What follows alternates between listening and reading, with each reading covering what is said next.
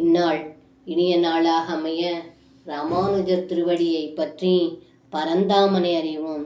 தினம் ஒரு நாராயணீயம். சுமதுர நர்மாலபனைஹி கரசங்கரணைஷ்ட சும்பனோலாசைஹி காடாலிங்கன சங்கை துவமங்கனாலோகாகுலி ஜக்ருஷே.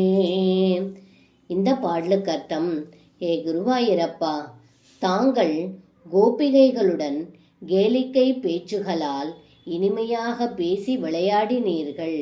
அப்படி விளையாடி அவர்களின் கைகளை பிடித்து முத்தமிட்டு மிகவும் ஆனந்தமாக இருந்து அவர்களை இன்புறச் செய்தீர்கள் என்று இந்த பாடலில் பட்டத்ரி சொல்கின்றார்.